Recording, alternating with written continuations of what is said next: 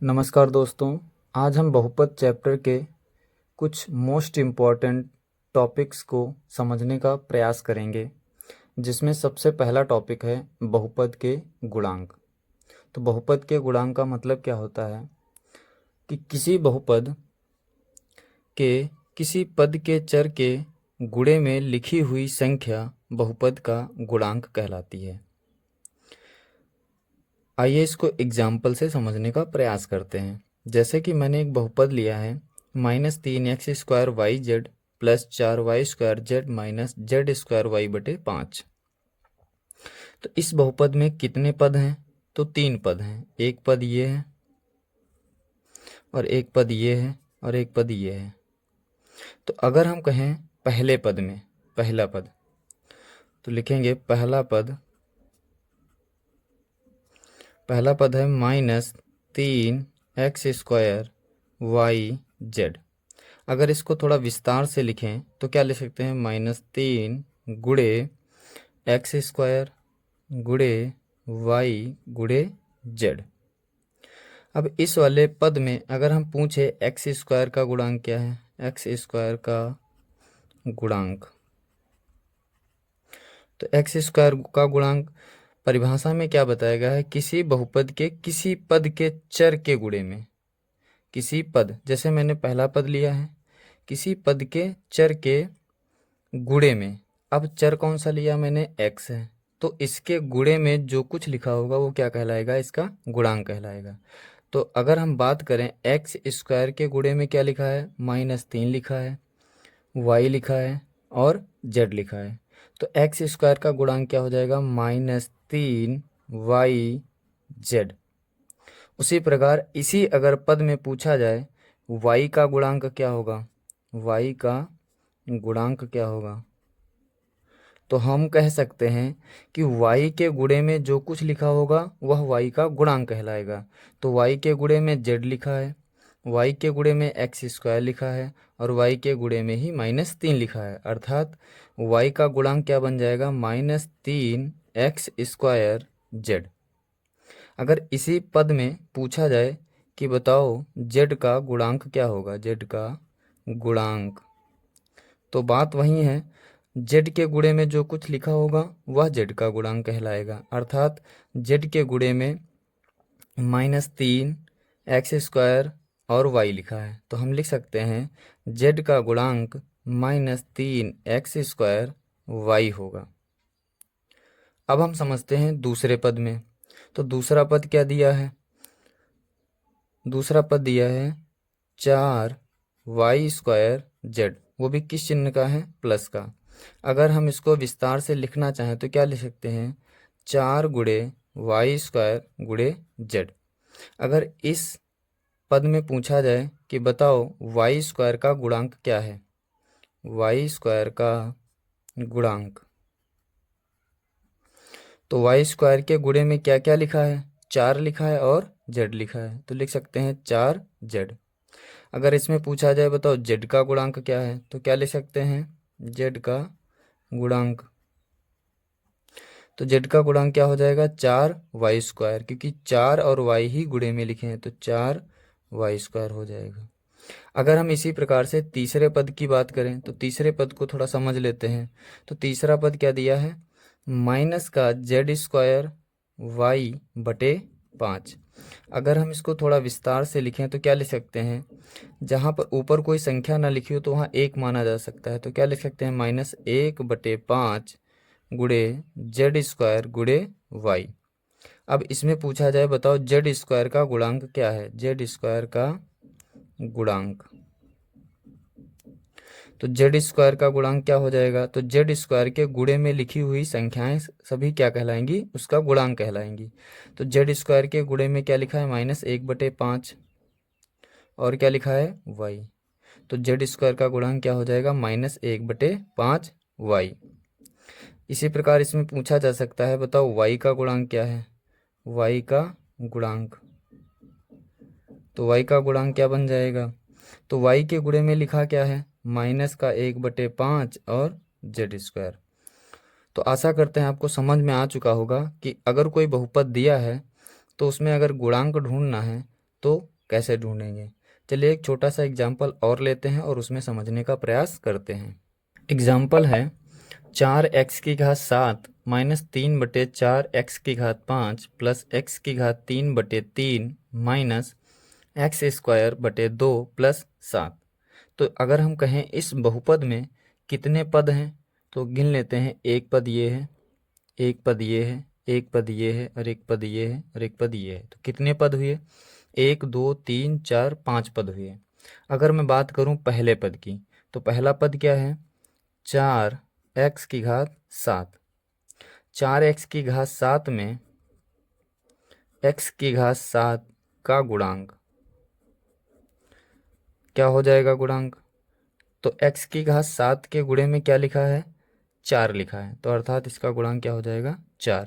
उसी प्रकार अगर बात करें हम दूसरा पद क्या दिया है? -3/4 x⁻5 में x⁻5 का गुणांक क्या हो जाएगा? तो x⁻5 के गुणे में क्या लिखा है? -3/4, तो इसका गुणांक हो जाएगा -3/4। अगर हम बात करें तीसरे पद की तो तीसरा पद क्या दिया हुआ है? माइनस का प्लस का x³/3 में x³ का गुणांक क्या हो जाएगा? 3, जो कि गलत है। 3 नहीं, ध्यान से देखिए ऊपर कुछ नहीं लिखा है, इसका मतलब यहाँ 1 लिखा है, तो अर्थात x³ का गुणांक क्या हो जाएगा? 1/3। तो ये नहीं होगा, अर्थात क्या होगा जाकर के? प्लस का 1/3 होगा गुणांक। उसी प्रकार अगर बात करें हम माइनस के x² में x² का गुणांक क्या होगा? x² का गुणांक तो क्या हो जाएगा? यहाँ पर कोई नंबर नहीं लिखा है, इसका मतलब 1 लिखा है, तो क्या बन जाएगा? -1/2। अगर हम बात करें 7 तो 7 किसका गुणांक होगा? 7 को किस तरीके से लिख सकते हैं? तो 7 को हम लिख सकते हैं 7 गुणे x⁻0। तो हम लिख सकते हैं यहाँ पर हैं x⁻0 का गुणांक 7 हो जाएगा, और ये क्या कहलाता है? अचर पद कहलाता है। आशा करते हैं आपको कोई भी बहुपद दिया गया हो तो उसमें गुणांक ढूंढना हो ढूंढ सकते हैं। आइए दोस्तों, अब हम अपने नेक्स्ट इम्पॉर्टेंट टॉपिक पर पहुंचते हैं, बहुपद के शून्यक, जो कि बहुत ज़रूरी समझना है। तो बहुपद के शून्य को समझने से पहले इसका अर्थ समझते हैं, क्या मतलब होता है। तो लिखा है यदि कोई वास्तविक संख्या के, मान लिया मैंने के, किसी बहुपद px, कोई बहुपद है जिसका नाम क्या है? px का शून्यक है तो p के बराबर 0 होगा। अब हम थोड़ा समझ लेते हैं इसमें वास्तविक संख्याएं क्या होती हैं, बहुपद px का मतलब क्या होता है। तो पहले समझते हैं वास्तविक संख्या क्या होती है।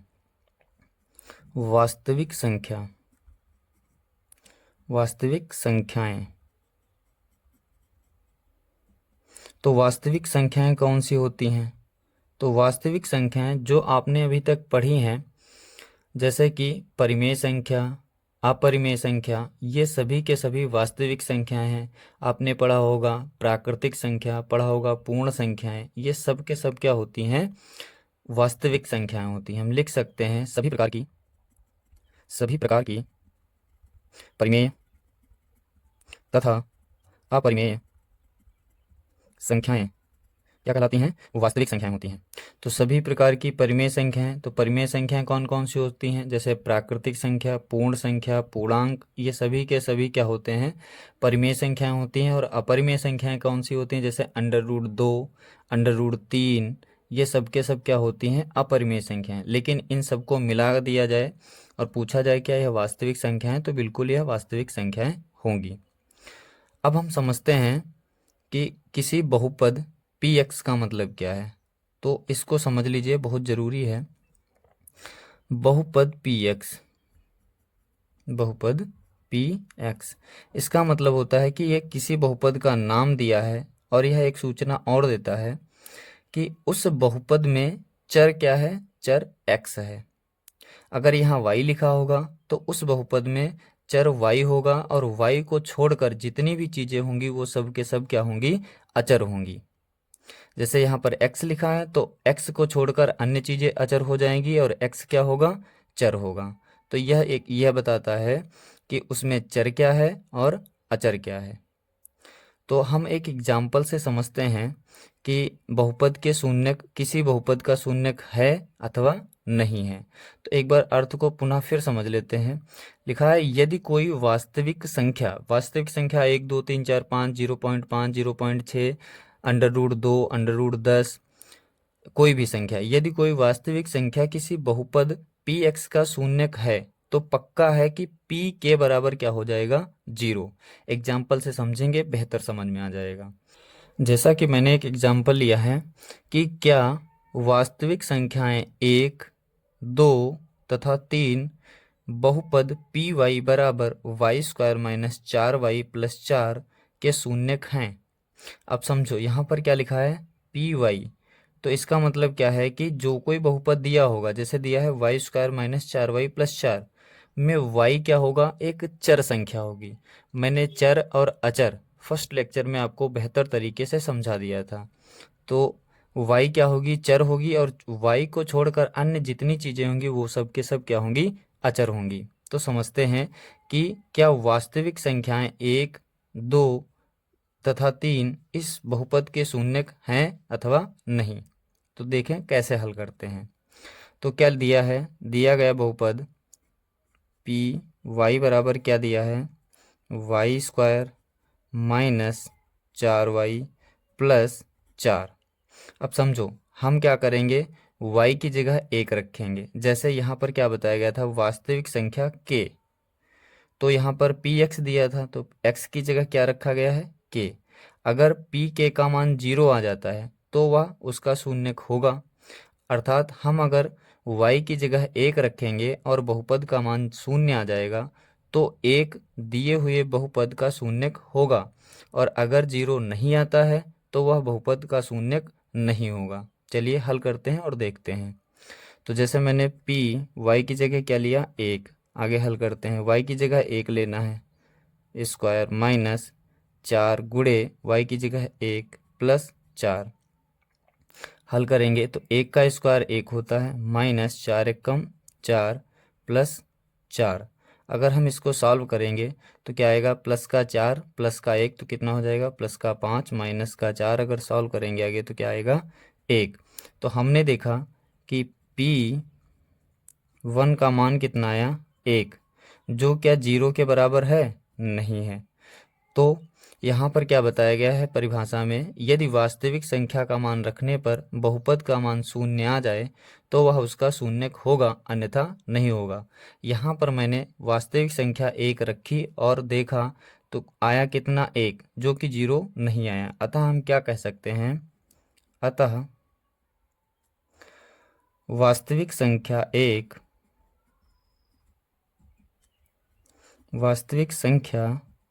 1 दिए हुए बहुपद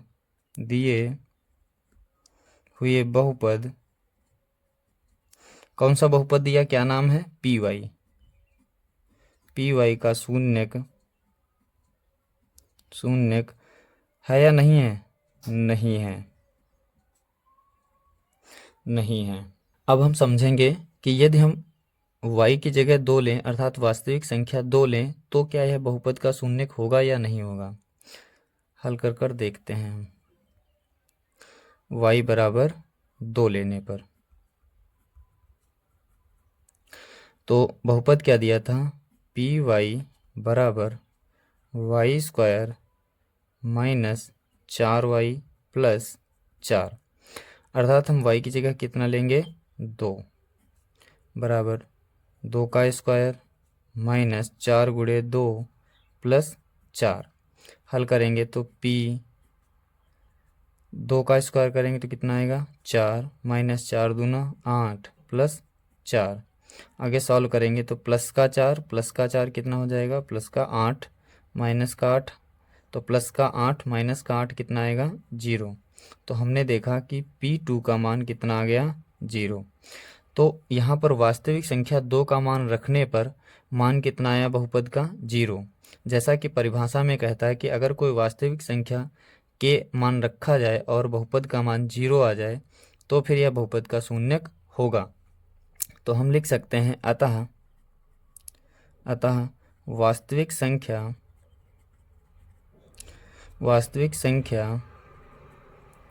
2 दिए हुए बहुपद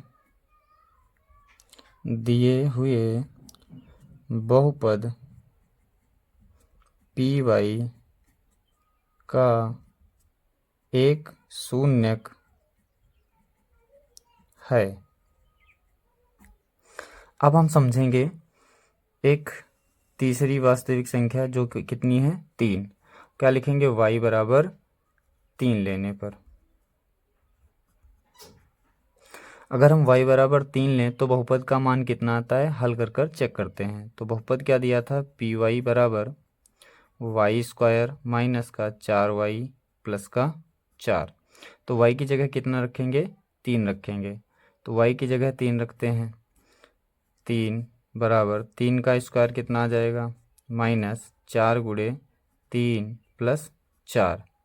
हल करेंगे तो 3 का स्क्वायर कितना होगा 9 माइनस 4 तियाँ 12 प्लस 4।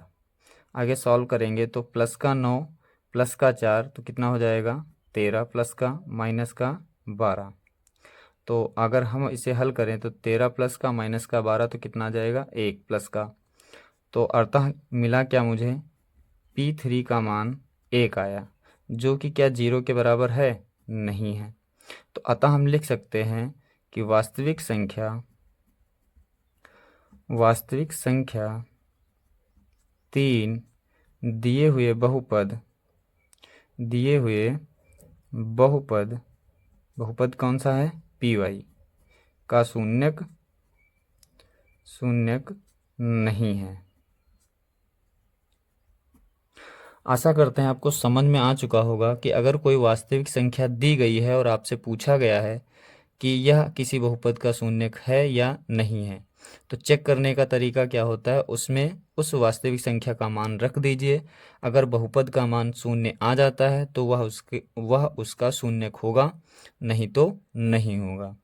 आइए अब हम कुछ विशेष पॉइंटों को समझने का प्रयास करते हैं। जैसे पहला एक विशेष पॉइंट दिया गया है कि किसी द्विघात बहुपद का मान उस बहुपद का शून्यक होता है। अर्थात कहने का मतलब क्या है कि जब हम किसी द्विघात बहुपद को हल करेंगे, हल करने के बाद जो उसका आंसर आएगा वह उसका शून्यक होता है। दूसरा पॉइंट क्या दिया है किसी रैखिक बहुपद। अब रैखिक बहुपद को मैंने समझा दिया है बहुपद के प्रकार वाले टॉपिक में।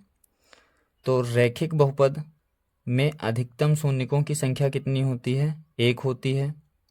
और यदि कोई द्विघातीय बहुपद है उसमें अधिकतम शून्यकों की संख्या कितनी होती है 2 होती है। अर्थात अगर कोई द्विघात बहुपद दिया है और उसको हल करेंगे तो हल करने के बाद जो मान आएंगे वो ज़्यादा से ज़्यादा 2 आ सकते हैं। उसी प्रकार से अगर हम त्रिघात बहुपद की बात करें तो उसमें अधिकतम शून्यकों की संख्या 3 होगी। और इसी प्रकार अगर हम 4 घात बहुपद की बात करें तो उसमें अधिकतम शून्यकों की संख्या 4 होगी। अर्थात अगर हम 4 घात बहुपद को सॉल्व करेंगे तो उसमें ज़्यादा से ज़्यादा कितने आंसर आ सकते हैं 4 आंसर आ सकते हैं। आइए दोस्तों अब हम समझते हैं इस चैप्टर का वेरी मोस्ट इम्पॉर्टेंट पॉइंट्स। कौन सी बात समझते हैं कि अगर कोई द्विघात बहुपद है तो उसके शून्यकों और गुणांकों के बीच संबंध क्या होता है। तो मान लेते हैं कि माना एक द्विघात बहुपद px ax² plus bx plus c है। तो फिर वही बात है कि px का मतलब क्या है कि इसमें x जो है वो चर है और a b c ये क्या है अचर हैं। तो क्या माना है मैंने माना एक द्विघात बहुपद px बराबर ax² plus bx plus c है और इस बहुपद के शून्यक क्या मान लिया मैंने अल्फा और बीटा।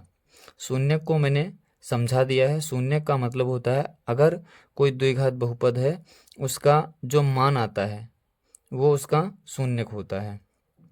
तो मैंने इस समय क्या मान लिया है कि इस जो ax² plus bx plus c है, ये दिया हुआ बहुपद है, इसके शून्य कौन कौन से हैं, अल्फा और बीटा। तो इसमें सबसे पहला संबंध बनता है, वो क्या बनता है कि शून्यकों का योगफल। शून्यकों का योगफल वो किसके बराबर होगा, -x का गुणांक बटे x² का गुणांक। गुणांक को भी समझा दिया है तो समझते हैं।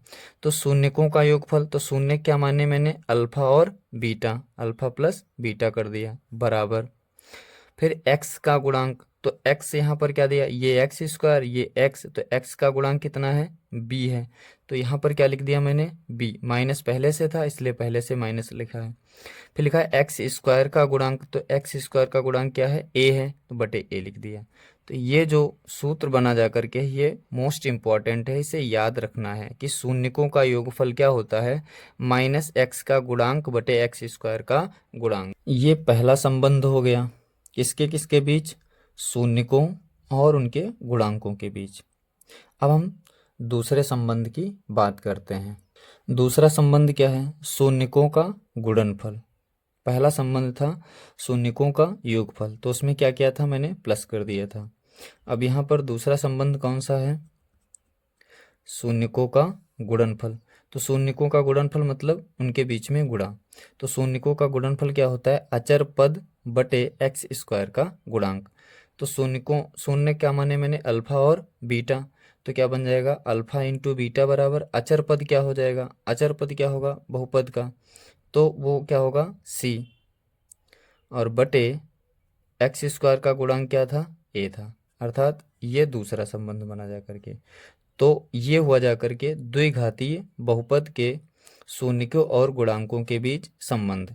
अगर कोई द्विघातीय बहुपद है तो उसमें कितने संबंध बनेंगे, दो संबंध बनेंगे। पहला संबंध क्या बनेगा, शून्यकों का योगफल, और दूसरा संबंध क्या बनेगा, शून्यकों का गुणनफल।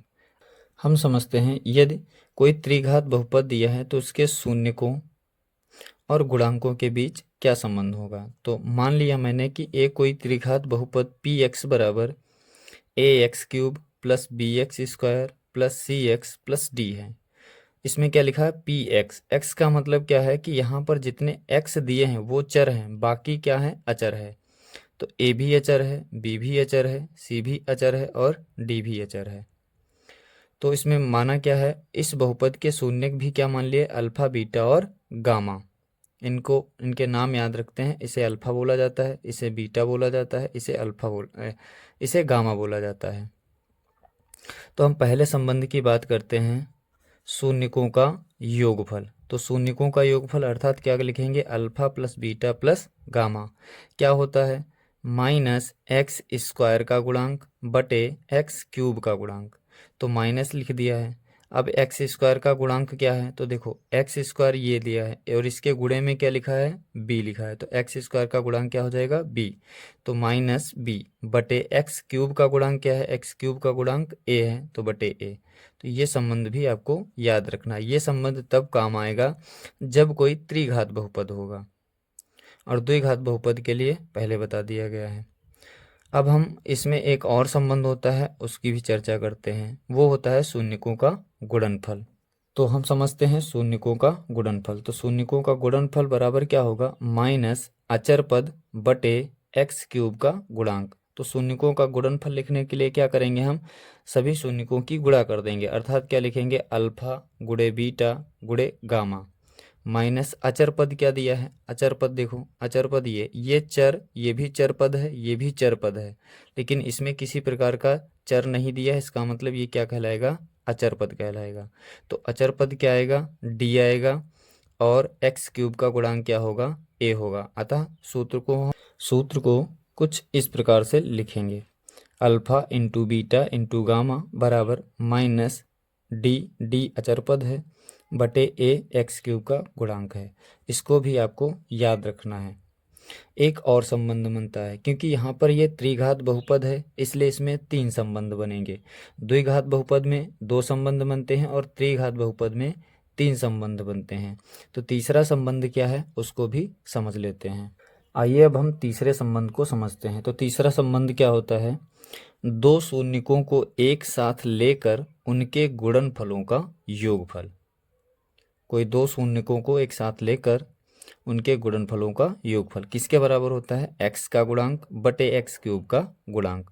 तो कोई दो शून्यक, जैसे मान लो शुरू में मैंने क्या लिया, अल्फा बीटा, उनकी गुणा की, प्लस बीटा गामा, उसकी गुणा करके जोड़ दिया, प्लस गामा अल्फा, इसको इसकी गुणा करके जोड़ दिया। तो ये भी एक संबंध बनता जा करके है। x का गुणांक आएगा, x का गुणांक क्या होगा? c होगा, और x क्यूब का गुणांक क्या होगा? a होगा। तो यह इसका तीसरा संबंध है। संबंध क्या है? दो शून्यकों को एक साथ लेकर, जैसे तीन शून्यक होते हैं त्रिघात बहुपद में, तो जैसे अल्फा बीटा गामा, तो पहले शुरू में मैंने क्या लिया? अल्फा बीटा, फिर क्या लिया? बीटा गामा, फिर क्या लिया? गामा अल्फा, और फिर इनको क्या कर दिया? जोड़ दिया। तो किसके बराबर ये होंगे जा करके? c बटे a के बराबर। c क्या है? x का गुणांक है, और a क्या है? x क्यूब का गुणांक है। तो इन संबंधों को आप याद रखें, जिससे कुछ सवाल आते हैं बोर्ड की दृष्टि से, ये बहुत ही ज़्यादा इम्पोर्टेंट हैं।